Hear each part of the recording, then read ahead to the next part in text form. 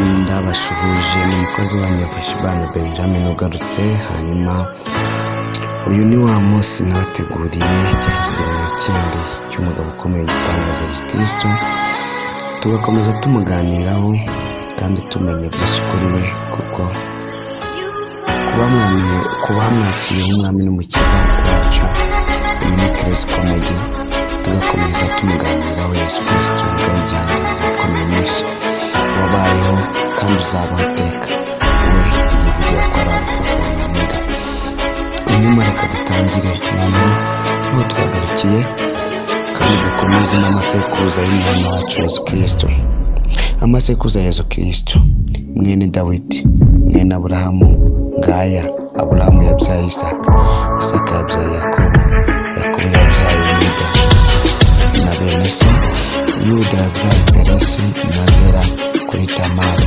Peresi yabyaye Hesironi, Hesironi yabyaye Ramu, Ramu yabyaye Aminadabu, Aminadabu yabyaye Nahashoni, Nahashoni yabyaye Salmoni, Salmoni yabyaye Bowazi kuri Rahabu, Bowazi yabyaye Obedi kuri Rusi, Obedi yabyaye Yesayi, Yesayi yabyaye umwami Dawidi, Dawidi yabyaye Salmoni kuri muka Mariya. Salmoni yabyaye Rehobowamu, Rehobowamu yabyaye Abiya, Abiya yabyaye Asa, Asa yabyaye Yehoshafati, Yehoshafati yabyaye Yoramu, Yoramu yabyaye Uziya, Uziya yabyaye Yotamu, Yotamu yabyaye Ahazi, Ahazi yabyaye Hezekiya, Hezekiya yabyaye Manase, Manase yabyaye Amoni, Amoni yabyaye Yosiya, Yosiya yabyaye Yekoniya nayo Manase yabyaye Amoni, Amoni yabyaye Yosiya, Yosiya yabyaye Yekoniya na bene se. Igihe bimuri Babuloni, bimaze kwimurirwa i Babuloni, Yekoniya yabyaye Shalutiyeli, Shalutiyeli yabyaye Zerubabeli, Zerubabeli yabyaye Abihudi, Abihudi yabyaye Eliyakimu, Eliyakimu yabyaye Azori, Azori yabyaye Sadoki, Sadoki yabyaye Akimu, Akimu yabyaye Elihudi, Elihudi yabyaye Eleyazari, Eleyazari yabyaye Matani, Matani yabyaye Yakobo, Yakobo yabyaye Yosefu umugabo wa Mariya, ari we nyina wa Yesu witwa Kristo. Nuko basekuruza bose uhereye kuri Aburahamu ukajya kuri Dawidi ni 14, kandi uhereye kuri Dawidi ukageza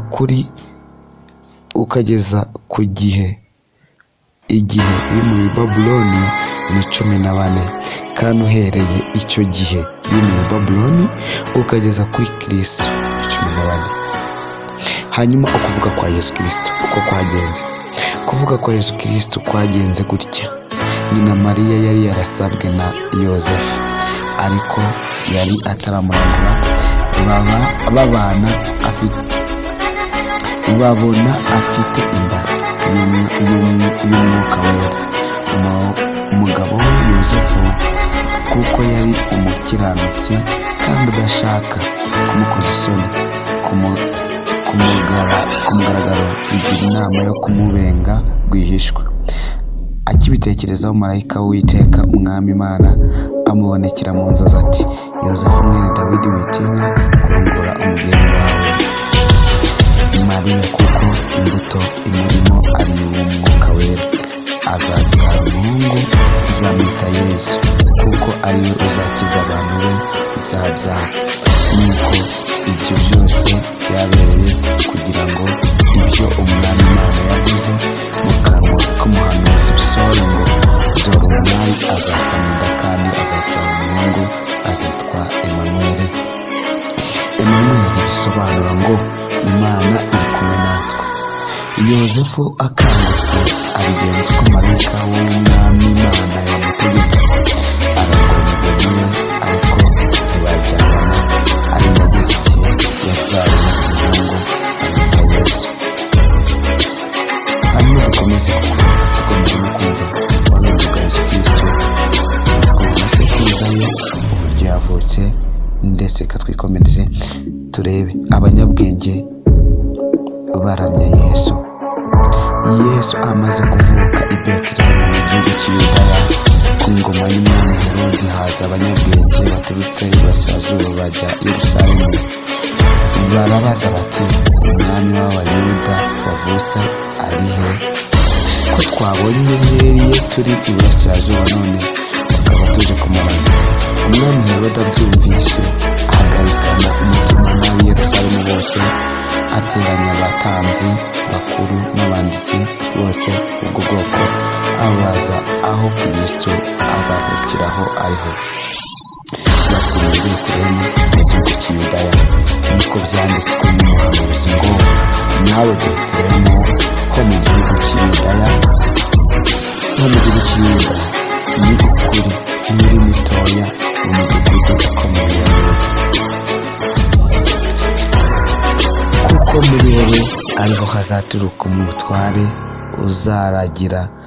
uzaragira ubwoko bwawe bwa Isiraheli. Nuko Herode ahamagara abanyabwenge rwihishwa, basobanuza neza igihe baboneye inyenyeri, abatuma i Betelehemu ati, nimugende musobanuze neza iby'uwo mwana, nimumubona muze mumbwire, nanjye njye kumuramya.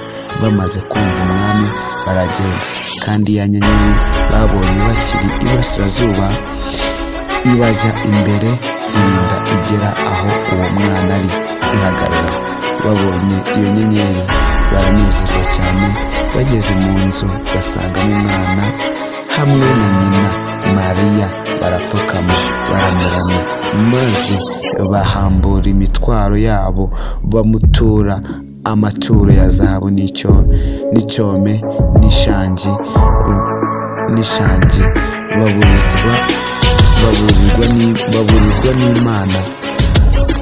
Baburizwa n'Imana mu nzozi gusubira kwa Herodi, banyura indi nzira basubira iwabo. Nguko uko ivuka ry'umwami wacu Yesu Kristo ryagenze. Nguko uko byagenze. Nuko rero ubutaha tuzareba uburyo Yesu Kristo umwami wacu, umwami n'umukiza wacu, yahungishirizwe mu gihugu cy'Egiputa. Dukomeze abatizwa, dukomeze Yesu ageragezwa na Satani, dukomeze Yesu yigishiriza Kaperinawumu, Yesu aturanye abigishwa be, ndetse dukomeze gutanga abakozi. Mwari kumwe na Bishop Benjamin Umunyarwanda. Iyi ni Christo Comedy. Kora subscribe, kora share, kandi ugume umenye ibitandukanye kuri Bibiliya. Ubuhangange nibo ushanga n'ubukaka bwa Yesu Kristo umukiza. Hanyuma tumenye